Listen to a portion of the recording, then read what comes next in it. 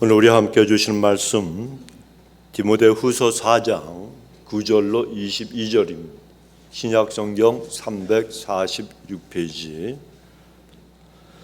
너는 어서 속히 내게로 오라.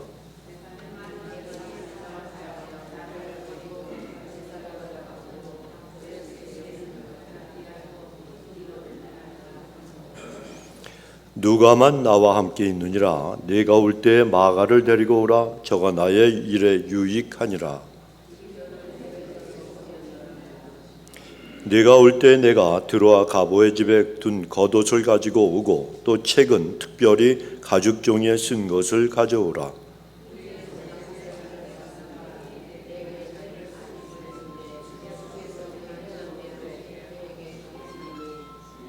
너도 저를 주의하라. 저가 우리 말을 심히 대적하였느니라.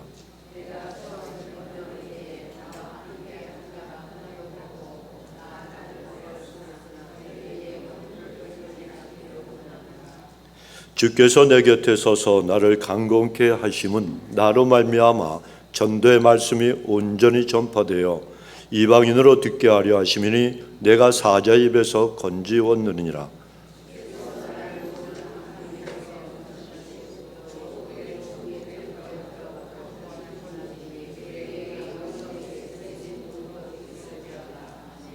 불스게와 아굴라와 및 오네시보로 집에 문안하라.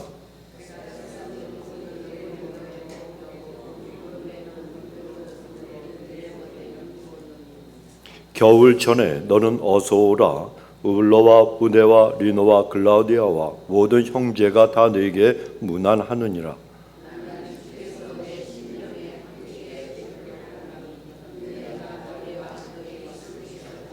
아멘. 자, 오른손을 높이 드시고 우리 믿음이 굳게 서기 위해서 한번 한 목소리로 선포합시다.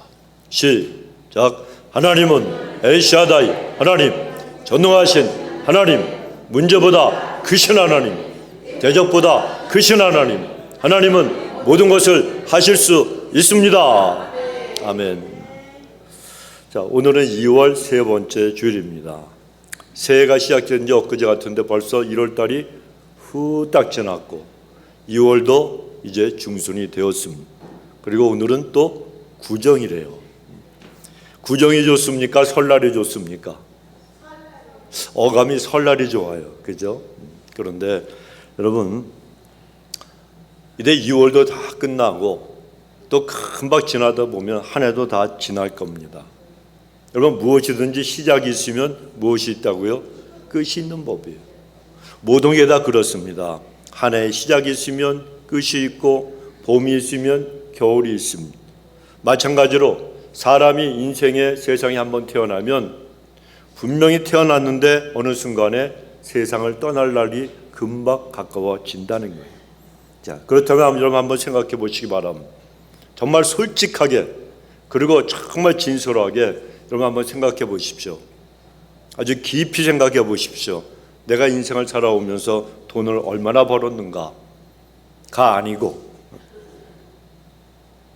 내가 인생을 살아오면서 정말 내 인생이 끝나는 날이 반드시 올 텐데 나는 그때 어떤 모습으로 하나님 앞에 설 수 있을 것인가, 이걸 한번 진지하게 한번 생각하고 고민해 보시기 바랍니다. 제가 아는 지인 중에 서울에 사시는 분이 있습니다. 이분이 믿음이 참 좋은 부부예요. 근데 어느 날 외아들이 아주 중한 병에 걸렸습니다. 그래 그 아들을 살리기 위해서 얼마나 이 두 부부가 애쓰고 힘쓰고 했는지 몰라요.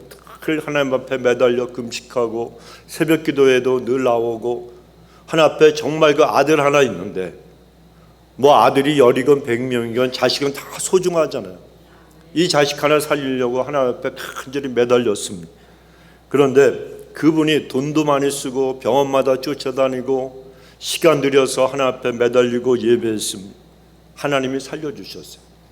그 아들이 회복이 되니까 그 부모가 얼마나 기뻐하고 얼마나 감사하던지 지금도 저는 그 모습이 눈에 선합니다. 정말 자기들이 지금 세상에서 지금 당장 죽어도 이제 소원이 없다는 거예요.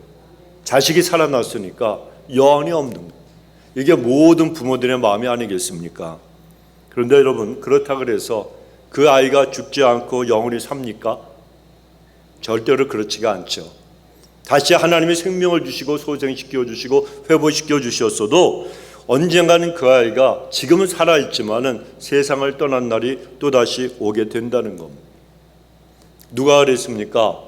예수님이 살려주신 나사로라고 하는 사람이 그랬잖아요.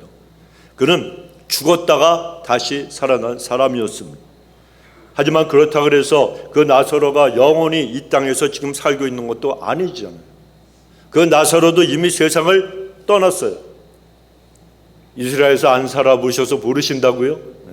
성경에 하나님 앞에서 다시 부활하고 다시 생명을 얻은 자들도 다시 죽었어요. 여러분, 다시 죽었습니다. 사람이 여러분 생각을 해보십시오. 한 번 죽는 것도 어려운 일이잖아요. 한 번 죽는 것도 힘든 일인데 이 나사로는 무려 2번씩이나 죽음을 경험해야 했다는 겁니다. 그런데도 왜 중환병에서 고침받고 다시 살아난 거, 이게 여러분 기뻐하고 또 죽었다가 다시 살아나는데 그렇게 즐거워하면서 온 가족이 박수치면서 여러분 기뻐하겠습니까? 다른 이유가 아닙니다. 시간을 연장받았기 때문이라는 거예요. 시간을 연장받았어요. 살 수 있는 시간. 여러분, 우리 인생의 시간이라고 하는 것은 뭘 의미합니까? 곧 우리에게 생명이 있다는 걸 의미하는 거예요. 그런데 우리가 쓰고 있는 이 시간, 우리가 누리고 있는 이 생명, 이것의 주인이 과연 누구십니까? 오직 한 분, 하나님이시잖아요. 하나님이세요. 그래서 우리가 하루하루 한 시간 한 시간 살아가는 것, 이건 모두가 다 하나님의 은총이고 은혜인 줄 여러분 믿으셔야 돼요. 내가 지금 생명 가지고 살아있다 그래서 내 시간과 내 생명이 내 것이라고 우리가 생각하면 절대로 안 됩니다. 나의 시간과 생명은 하나님께로부터 내가 지금 빌려 쓰고 있는 것뿐이에요. 나의 주인이신 하나님께서 나에게 잠깐 시간과 내 생명을 허락하시고 빌려주신 것뿐이에요. 주인이 되시는 하나님께서 오늘 밤 우리를 부르시면 이 세상을 떠나서 하나 앞에 설 수밖에 없는 존재가 바로 저고 여러분이고 우리 모든 인생이라는 거예요. 언젠가는 우리의 삶이 반드시 끝나는 그날이 반드시 오게 된다는 거예요.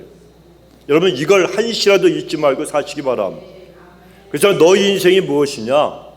하루살이라 그랬어요. 하루살이. 그 숲을 이거 쥐고 마른 풀을 쥐고서 불 속으로 뛰어드는 그런 하루살이와 똑같은 것이 인생이라 그랬습니다. 오늘 본문의 21절에 보면 사도 바울이 자신이 사랑하는 제자 디모데에게 너는 겨울 전에 어서 오라 이렇게 당부합니다. 그는 자기가 죽을 날이 가까워졌다는 걸 예감했습니다. 그리고 곧 순교할 거라는 것을 알았습니다. 그래서 디모데에게 너만이라도 겨울 전에 빨리 와서 죽을 날, 내 곁에서 나를 좀 지켜주고 나를 좀 위로해달라고 이렇게 부탁을 한 것입니다. 오늘 이 바울 사도의 유언과 같은 이 본문의 말씀을 통해서 하나님이 우리에게 주시는 음성이 있어요. 이걸 듣고 우리는 순종하고 깨닫고 하나님 앞에 나가는 백성이 되어야 합니다. 첫째는 아직 인생 살아가면서 기회가 있을 때 용서하라고 말씀하시는 거예요. 용서하라고. 여러분, 사도 바울 시대에 겨울이 되면은 그 위에 있는 지중해 바다는 대부분 그 모든 배들의 항해가 다 스톱 중단이 되었습니다. 다 얼어서. 그래서 이 바울이 디모데에게 겨울이와 배가 운항하는 걸 갖다 중단하기 전에 아직 네가 나에게 올 수 있는 기회가 있을 때 나에게 좀 와다오라고 이렇게 부탁을 한 것입니다. 전도서 3장 1절에 보면 천하의 범죄에 기한이 있고 모든 목적이 이를 때가 있다라고 분명히 말씀합니다. 만사의 때가 있다는 거예요. 그래서 씨를 뿌릴 때가 있는가 하면 열매를 거둘 때가 있습니다. 배를 타고 내가 항해할 때가 있는가 하면 항해할 수 없는 때가 오게 되어 있다는 겁니다.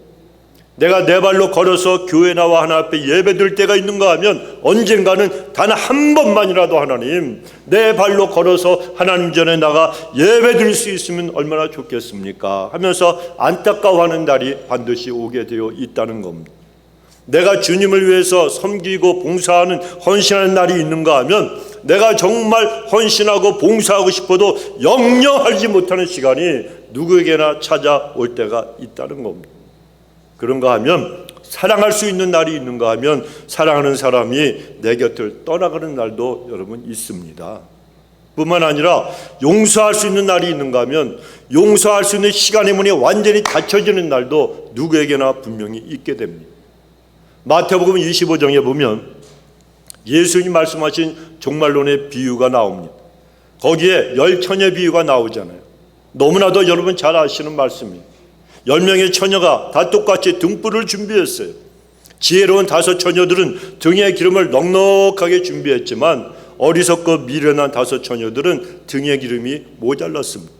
그러자 그 5처녀들은 기름을 사러 준비하러 나갔습니다. 그런데 그때 하필이면 신랑이 찾아왔다는 거예요. 혼인잔치의 문은 완전히 닫혀지고 기름을 사러 나간 미련한 5처녀들이 돌아와서 아무리 문을 열어달라고 애원을 두들겨도 한 번 닫혀진 문은 열려지지 않았다는 겁니다. 성도 여러분, 우리가 신앙생활하는 날에도 믿음의 기름을 준비할 수 있는 날이 있는가 하면 준비할 수 있는 문이 완전히 꽉꽉 닫혀지는 날이 반드시 이르게 될 것입니다. 내가 용서하고 사랑할 수 있는 문도 열려있는 날이 있는가 하면 용서와 사랑하는 그 문이 다 닫혀지는 날도 있게 된다는 거예요. 그러므로 우리는 만사에 다 때가 있다는 걸 알고 그 기회를 놓치면 절대로 안 됩니다. 그런데 겨울 전에 내게로 오라. 이 사도 바울이 편지를 보냈지만 이것을 받은 디모데는 스승인 바울에게 갈 기회를 너무나도 애석하고 안타깝게도 놓쳐버리고 말았습니다. 디모데가 여러 가지 일을 정리를 하고 이제 배를 타고 이 바다로 그 바닷길을 해서 바울에게 가려고 했지만 이미 겨울이 와서 배들의 운항이 모두 중단되었기 때문에 갈 수가 없었어요. 할 수 없어서 이 디모데는 이듬해에 이른 봄에 스승을 찾아갔지만 그러나 사도 바울은 이미 순교해서 이 땅에 없는 그런 몸이 되고 말았다는 겁니다. 스승의 그 무덤을 끌어안고 울고 불고 울어봤지만 스승은 다시는 뵐 수 없고 겨울 전에 자기가 찾아뵙지 못한 것이 이 디모데에게는 천추의 한이 되고 말았다는 겁니다. 여러분, 교회 역사를 연구하는 사가들, 이 역사가들을 해석에 의하면 엘리사가 스승인 엘리야를 따라가서 마지막에 갑절의 영감을 받았잖아요. 마찬가지로 디모데가 바울의 마지막을 지키면서 갑절의 영광과 성령과 그리고 능력과 은사를 받았다 그러면 초기 기독교 역사는 더 크게 달라졌을 것이라고 이렇게 얘기들을 합니다. 그러나 디모데는 그런 기회를 다 잃어버리고 말았습니다. 성도 여러분, 우리는 기회가 있을 때, 하나님이 아직 기회를 주실 때 이걸 꼭 붙잡는 사람들이 되어야 됩니다. 잃어버리면 안 되는 거예요. 무엇이든지 기회가 있을 때 그 기회를 붙잡는 인생이 하나님 앞에 복받는 사람이에요. 특히 우리는 무엇보다도 용서할 수 있는 기회가 있을 때 용서하는 사람이 반드시 되어야 됩니다. 용서도 때가 있다는 걸 우리가 꼭 기억을 해야 돼요. 러시아에 오미야콘이라고 하는 마을이 있다고 합니다. 그곳에 세계에서 가장 추운 그런 마을이라고 하는 이름이 그 유명세가 붙어있는 그런 마을이라고 하는데 어느 정도 추운가 하면 섭씨로 영하 58도 정도밖에 안 돼요. 우리가 영하 2도 3도만 돼도 뭐 그냥 수도 터진다고 난리법석인데 거기는 몇 도예요? 영하 58도. 영하 58도. 그러니까 그렇게 영하 58도로 내려갈 때는 빨래를 밖에다 널어놓으면 빨래가 그냥 부서진대요. 그래서 섭씨 영하 58도에서 51도 정도가 되면 사람들이 야, 오늘 날씨가 좀 풀렸네 그런다는 거예요. 몇 도? 영하 51도. 우리는 완전히 나가지도 못해요. 그런데 얼마나 추운 곳인지 우리가 상상이 됩니까? 상상이 안 되는 거예요. 하지만 그 정도로 추운 곳이 아니라 할지라도 사람은요, 겨울이 오면 영하 2도인지 영하 3도인지 영하 58도든지 할 것 없이 전부 다 추위를 느끼잖아요. 그래서 따뜻한 옷을 찾고 두꺼운 외투를 찾습니다. 사도 바울도 겨울이 다가오니까 이 추위를 대비해서 어디인가 맡겨진 자기의 겉옷을 갖고 오라고 디모데에게 부탁을 했던 것입니다. 더군다나 지금 바울은 곧 죽음이라고 하는 자기 인생의 겨울을 맞이하게 될 것인데 그러니까 그 마음이 더욱더 추울 수밖에 없었습니다. 그래서 겨울에 덮을 옷이 필요하듯이 누군가로부터 자기의 추운 마음을 녹여줄 수 있는 용서를 받고 싶었고, 뿐만 아니라 자기도 누군가를 용서하고 싶은 마음이 생겼다는 겁니다. 그래서 오늘 본문 11절 하반절에 보면 디모데에게 마가를 데리고 오라 이렇게 부탁을 합니다. 여러분, 바울은 마가를 용서하고 마가와 화해하고 또 그로부터 용서도 받고 싶었습니다. 자, 그렇다면 도대체 이 바울과 마가 사이에 어떤 일이 있었습니까? 전에 바울이 선교팀을 이끌고서 제1차 선교 여행을 떠났을 때에 마가도 함께 그 선교 여행에 동참을 했습니다. 그런데 도중에 이 마가가 몸이 아팠어요. 그리고 또 선교 사역이 힘들잖아요. 고되고 어려우니까 그만 선교 여행을 중단하고 그가 집으로 그냥 돌아가 버리고 말았습니다. 그러니까 선교팀의 그 팀워크에 큰 차질이 생겼어요. 그랬는데 그 다음에 바울이 또다시 선교 여행을 떠나려고 하니까 마가가 찾아와서 또 이번에도 따라가겠다고 얘기를 했습니다. 그때 바울이 너 한 번 그랬으면 족하다. 또 너 때문에 선교 여행 이 사역에 차질이 생기면 안 된다. 그러면서 아주 냉정하게 거절을 해버렸습니다. 그로 인해서 두 사람 사이에는 거리가 생겼고 깊은 상처가 서로에게 생겼습니다. 그리고 이제 세월이 많이 흘렀습니다. 이제 인생의 마지막 날을 기다리고 있는 바울이 그때 일을 생각하니까 너무 마음이 아팠던 거예요. 야, 그때 내가 왜 그렇게 냉정하게 이 어린 아직 미성숙한 마가를 갖다 거절해 버렸을까? 그때 그가 나 때문에 얼마나 마음이 아팠을까? 이런 생각이 드니까 바울은 마가를 만나서 자기가 그걸 품어주지 못했던 것, 용서하지 못했던 것, 이걸 갖다가 그에게 정말 잘못했다고 고백을 하면서 그에게 용서받고 싶었고 또 그를 갖다가 위로하고 싶었던 것입니다. 사랑하는 성도 여러분, 사도 바울만이 아닙니다. 저도 그렇고 여러분도 마찬가지입니다. 우리에게는 다 누구나 인생의 겨울이 다 다가오게 되어 있다는 겁니다. 그렇다면 우리에게 인생의 겨울이 다가올 때 내가 꼭 만나야 될 우리 자신의 마가가 누구인가 한번 여러분 이 시간에 가만히 생각해 보시기 바랍니다. 내가 먼저 찾아가서 용서하고 용서 구하고 화해하고 내가 사랑해야 될 사람은 과연 누구인가? 서로의 잘잘못을 갖다 따지기 전에 서로가 서로에게 마음 아프게 한 것이 있는 그런 것이 사실이라는 것을 우리는 인정해야 되는 거예요. 여러분 기억하세요. 내가 섭섭하면 상대방에게도 반드시 뭐가 있어요? 상처가 있는 법이에요, 여러분. 그냥 혼자 섭섭한 게 아니에요. 내가 섭섭하고 내가 시험에 들면 상대방도 아픈 거예요. 상처가 있는 거예요. 그래서 성숙한 인격과 신앙을 가진 사람은 내 마음, 내 가슴에 난 상처만 생각하지 않고 상대방의 아픔과 시험거리들과 여러 가지 가슴 아픈 일들도 헤아려 볼 줄 아는 사람이 성숙한 주님을 닮아가는 사람이라는 겁니다. 그래 여러분, 우리 성도님들이 아직 여러분에게 기회가 있잖아요. 그 기회를 놓치지 마시고 용서받고 또 용서하는 그런 분들이 되시길 주 이름으로 축원합니다. 두 번째로 주님은 오늘 우리에게 말씀합니다.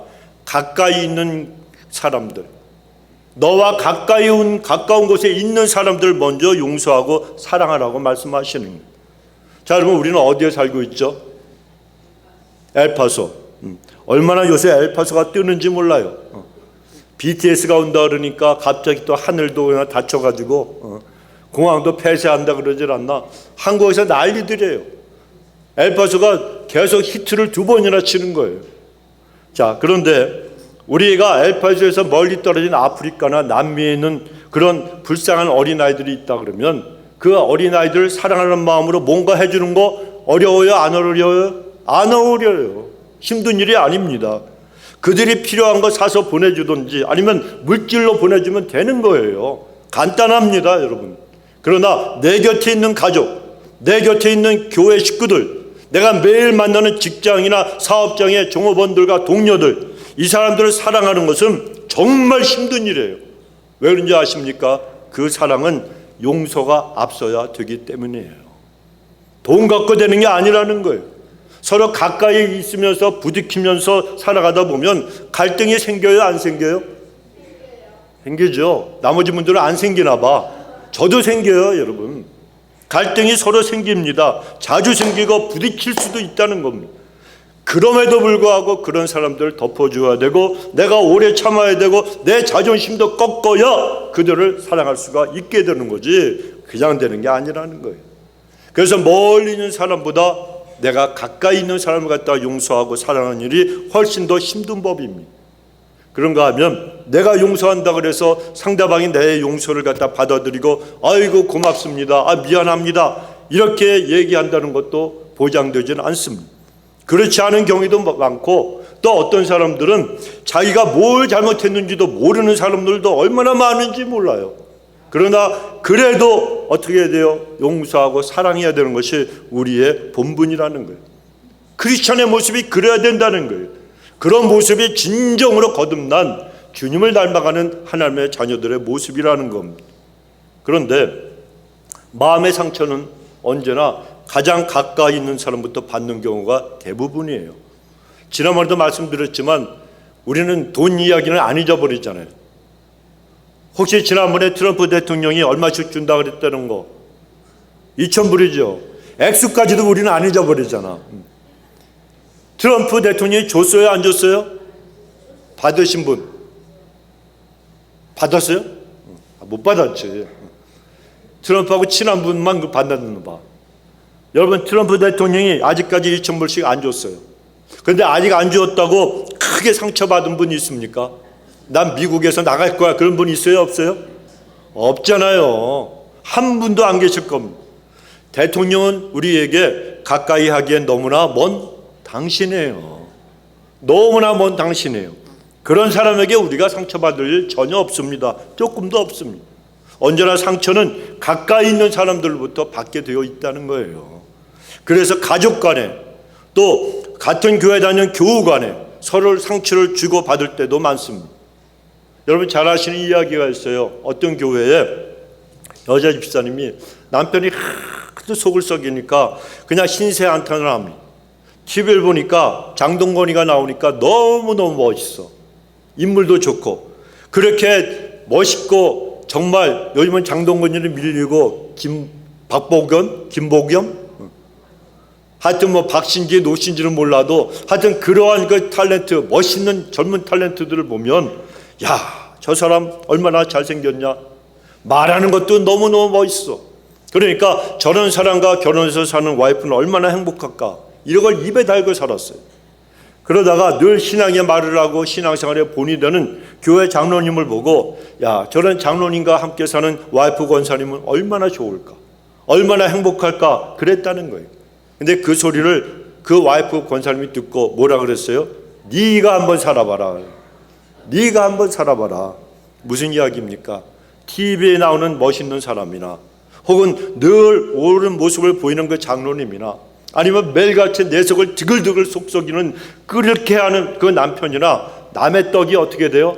더 크게 보인다고 다 거기서 거기 그놈이 그놈이라는 거예요. 다 거기에서 거기에요. 멀리 있는 남의 떡을 사랑하는 일은 쉬워요. 여러분 너무나도 쉬워요. 신냄새가 나는지 떡이 상했는지 곰팡이 했는지 안 보이잖아. 안 보이잖아. 그러니까 여러분 그런 것을 갖다가 사랑하고 사모하는 일은 아주 쉽다는 겁니다. 그러나 내 가까이에 있는 내 주변의 사람들을 용서하고 사랑하고 품어주는 건 쉬운 일이 아니라는 거예요.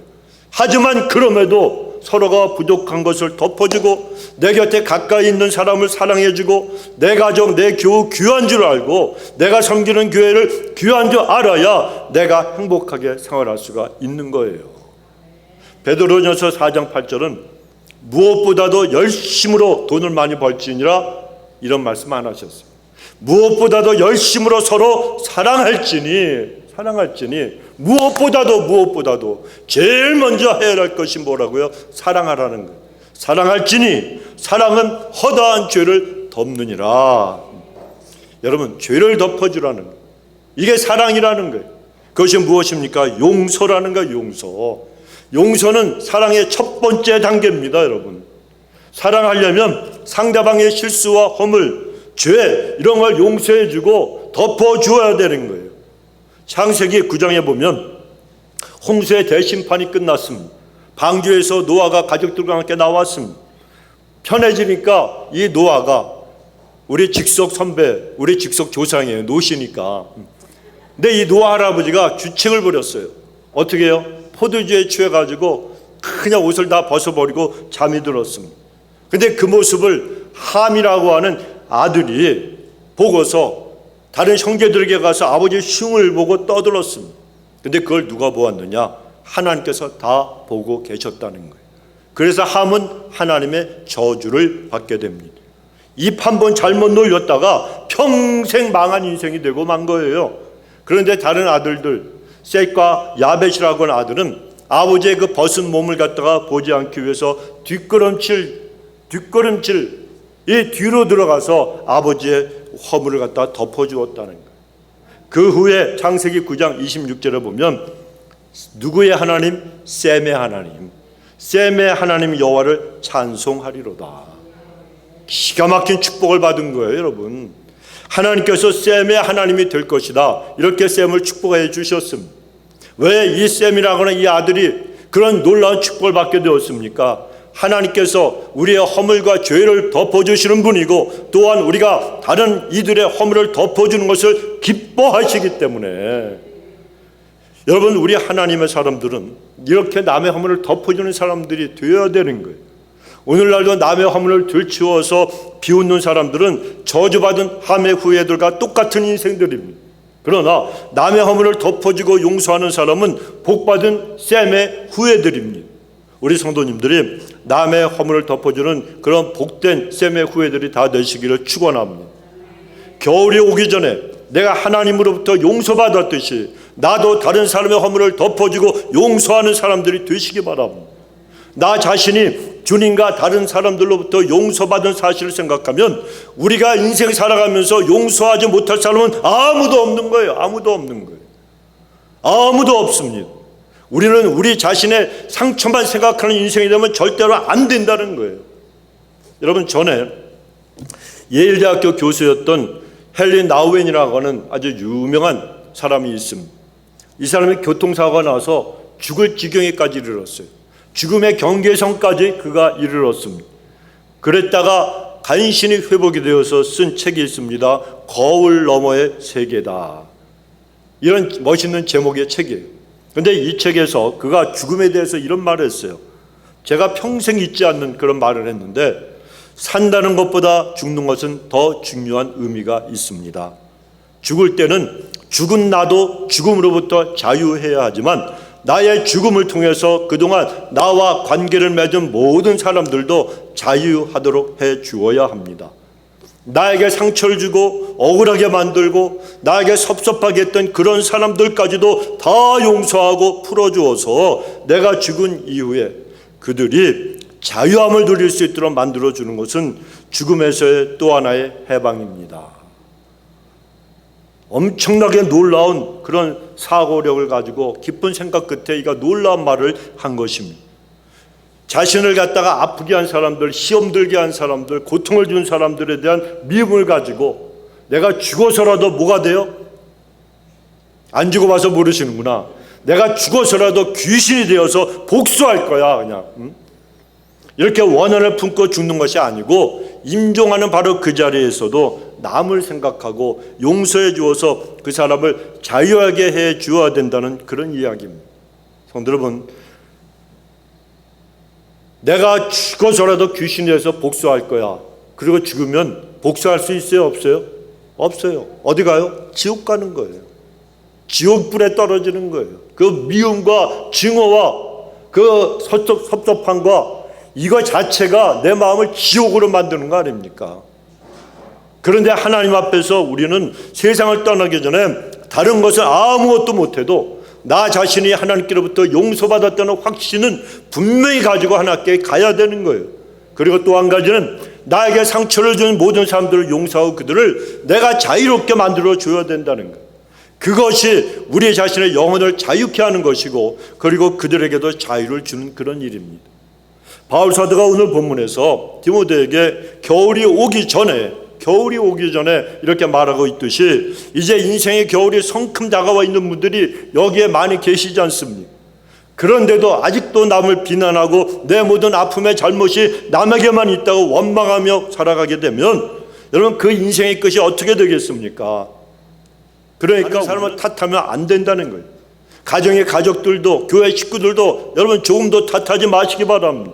직장의 동료들도 환경도 탓하지 마시기 바랍니다. 허물을 다른 사람에게로 돌리지도 마시고 오히려 감사할 사람들을 찾아보고 또 감사거리를 찾아보는 그 감사하는 기회를 가져보시기 바랍니다. 내가 원망하고 불평하는 그 사람들과 한번 입장을 바꿔서 생각해봐도, 한 번만 입장을 바꿔 생각해봐도 우리는 모든 사람에게 여러분 다 감사할 수가 있는 거예요. 지금 여러분의 가슴을 아프게 했던 그 사람들을 생각해 보시면 사실은 감사해야 할 일, 또 감사해야 될 사람도 여러분 분명히 많이 있을 것입니다. 그러므로 세상을 떠나면서 눈을 감을 때 뒤늦게 후회하지 마시고 지금 용서하고 지금 문이 열려 있을 때, 기회가 있을 때 감사해 보시기 바랍니다. 직장 보수에게 여러분 불만이 많으면, 만일 내가 직장 보수라면 나 같은 사람을 좋아할까 한번 바꿔서 생각을 해 보시기 바랍니다. 또 부부간에도 내가 남편이라면 나 같은 아내로 만족할까, 내가 아내라면 나 같은 남편으로 또 만족할까, 내가 자식이라면 나 같은 부모를 두고 내가 행복해야 할까, 이런 생각을 해보시면 그래도 여러분 저 인간은 귀신도 안 잡아가는 그런 남편도 보기에 참 이뻐 보이고 감사할 거리 있다는 거예요. 감사할 부분이 있다는 거예요. 그런데 우리 전체 인생이 똑같습니다. 현재 나 자신의 모습이 어떠든지 지금의 모습 이대로 모든 것이 다 하나님의 은혜요, 하나님 앞에 감사할 것밖에는 없다는 겁니다. 지금까지 가슴 아픈 일이 많은 인생을 살아왔더라도 살아온 인생 여러분 후회하지 마시기 바랍니다. 그 아픔을 통해서 하나님을 만나셨잖아요. 하나님을 섬기는 하나님의 백성이 되셨잖아요. 그러니 얼마나 감사합니까? 얼마나 감사합니까? 그러므로 앞으로 남은 여생도 미움과 섭섭함을 품고서 여러분 절대로 생활하지 마시기 바랍니다. 화를 품고 사는 어리석은 인생이 되지 말고 하나님께 모든 걸 다 온전히 맡기시기 바랍니다. 본문의 16절 중반절에 사도 바울이 고백을 합니다. 다 나를 버렸으나, 여러분 이 말씀이 얼마나 여러분 가슴 아픈 말입니다. 평생을 주를 위해 살아왔어요. 자기가 누리고 있던 부귀 영화와 배경과 명예와 이 모든 걸 다 버려버렸어요. 그리고 이제 십자가만 붙들고 앞으로 나갔습니다. 그 길은 좁은 길이요, 죽는 길이요, 그리고 너무나도 많은 시련이 있는 그런 길이었습니다. 그런데 그랬으면 마지막에 좀 편안하게라도 좋은 병원에 가서 그냥 한 이틀 정도 입원해 있다가 하나님 불러가시면 얼마나 좋겠어요. 그게 아니고 목이 잘려 죽잖아요, 사도 바울은. 그런데 옆에서 사도 바울 선생님 우리가 기도할 테니까 그냥 순교하시더라도 고통 없이 가십시오, 좀 위로해 준 자는 있어야 되는데 다 나를 버렸대요. 다 나를 버렸대요.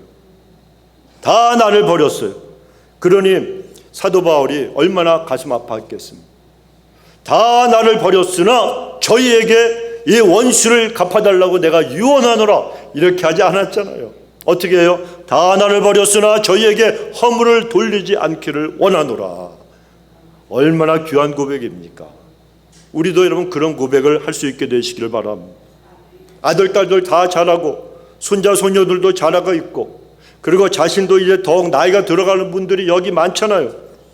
인생의 경륜이 그만큼 쌓였으면 이제는 남의 허물 속에서 남의 그 연약한 모습만 볼 것이 아니고 먼저 나 자신을 볼 수 있는 사람들이 우리가 다 되어야 하는 거예요. 남의 실수를 보고 시비 걸려고 하지도 말고 허물을 남에게 묻지도 마시기 바랍니다. 자식이나 남편이나 아내에게 잘못이 있어도 다 내 탓으로 여기시기 바랍니다. 실수는 상대방이 했어요. 연약한 모습은 상대방이 보이지만 원인은 누구에게 있다? 나에게 있다는 것을 여러분 깨달으시기 바랍니다. 이 사람이 이랬어, 저 사람이 나에게 이랬어, 이렇게 하면서 다른 사람이나 타령하고 있으면 인생을 낭비하는 거예요. 얼마나 아까운 시간인데. 인간이 여러분 하나님을 찬양하고 영광 돌리고 주님을 위해 살다가 가야지, 그저 남의 탓만 하고 인생을 낭비하고 살고 신앙의 인격을 망가뜨리고 살면 어떻게 되겠습니까? 내 인생길에서 지금까지 내가 겪은 사람들, 그리고 많은 만난 사람들, 내가 경험한 모든 사건과 일들에 그래서 우리는 긍정적으로 반응해야 하는 거예요. 언제나 일어난 일이나 그리고 사건보다 중요한 것이 있습니다. 그 일과 사건에 대한 나의 해석과 반응이 정말 중요한 거예요. 신앙의 사람은 아무리 나에게 부정적인 일이 다가오고 가슴 아픈 일이 다가오고 그리고 환경이 어려워도 긍정적으로 해석하고 반응할 줄 알아야 됩니다. 그러므로 겨울이 오기 전에 우리는 정말 용서하고 사랑하는 삶을 다시 시작해야 되는 겁니다. 살아가다 보면 여러분 가정생활에도 겨울이 올 때가 있지 않습니까? 또 부부가 같이 오래 살다 보면 서로가 서로를 갖다가 귀한 줄 알아요? 몰라요? 몰라요. 연애할 땐 손만 잡아도 그냥 짜릿짜릿했는데 한 3년 지나니까 손을 잡아도 네 손이 내 손인지 내 손이 네 손인지 이게 네 손이요 그렇게 되는 거예요. 다 그래요 여러분. 어느 가정이나 마찬가지예요. 그런데 여러분 남편은 그러니까 저녁에 그냥 집에 들어가면 의뢰의 아내가 자기를 위해서 저녁 식사 준비해놓고 기다리는 거 귀한 줄 모르고 감사한 줄 모르고 당연하게 여깁니다. 아내도 의뢰 저녁이 되면 남편이 돌아오려니 하고 대수롭지 않게 여깁니다. 그런다 어느 날인가 집에 돌아와도 반겨줄 아내 대신에 쓸쓸한 병만이 남편을 기다리는 날이 온다는 거예요. 어디 그뿐입니까? 아내도 저녁에 남편이 돌아와야 되는데 그 남편이 돌아오지 않고 늘 저녁 때마다 쓸쓸하게 혼자서 병만 바라보는 날도 오게 되어 있다는 겁니다. 그러므로 여러분 부부간에도 서로를 귀한 줄 알고 서로 아끼고 서로 속썩이지 말고 제발 겨울이 오기 전에 사랑하시기 바랍니다. 부모님들도 곧 곁을 떠나실 때가 온다는 거예요. 그때 후회하지 말고 부모 속썩이지 말고 전심을 다해서 효도하시기 바랍니다. 뿐만 아니라 하나님 앞에 예배 드리는 일도 겨울이 올 때가 있고 우리가 예배를 그리워하는 날도 오게 됩니다. 봉사와 헌신에도 겨울이 옵니다. 내가 헌신하고 싶고 봉사하고 싶어도 못하는 날이 온다는 겁니다. 용서도 하고 싶어도 못하는 날이 오게 되어 있다는 거예요.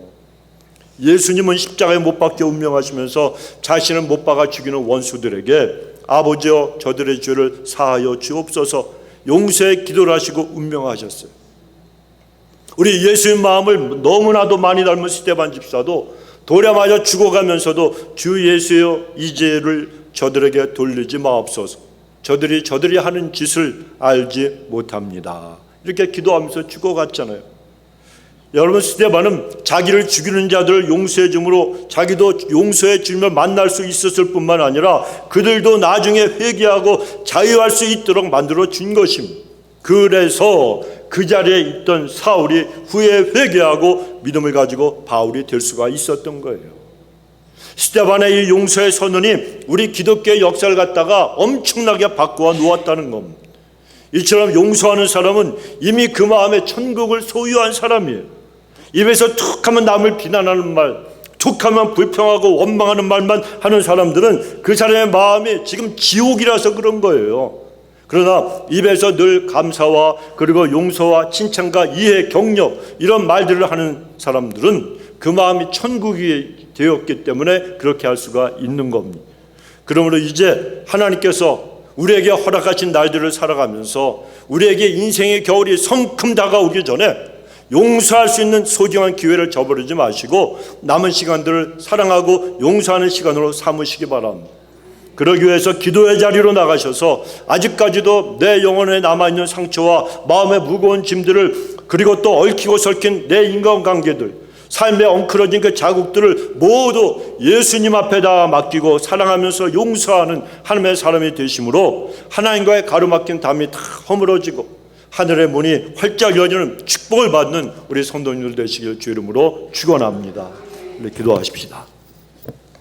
고마우신 우리 하나님, 너희는 기회가 있을 때 용서하라고 또 용서하되 가까이 있는 사람들을 용서하라고 우리에게 오늘 말씀하신 줄로 믿습니다. 예수님께서 십자가 달려 돌아가시면서도 자신을 못 박은 자들을 용서하시고 그들을 하나님 붙들어 주셨는데 저희들이 무엇하고 하나님 마귀의 종이 되어서 다른 이들을 미워하고 섭섭하는 그런 마음을 가지고 아직까지도 용서하지 못하고 회개하지 못하는 그런 삶을 살아가는지 하나님 저들의 연약함과 강팍함을 용서하여 주시고 이제는 주님 주의 말씀대로 어제 십자가 앞에 우리의 미움과 안타까움 섭섭한 것까지라도 다 못 받고 이제 내가 용서받은 자니 나도 용서하며 살아갈 수 있도록 도와주시고 아버지 하나님, 우리 자신만이 아니라 내 곁에 있는 모든 일도 하나님 앞에 그 미움으로부터 자유함을 얻을 수 있는 그런 은혜를 베푸는 자들이 될 수 있도록 축복하여 주옵소서. 감사드리옵고 예수님의 이름으로 기도드리옵나이다. 아멘.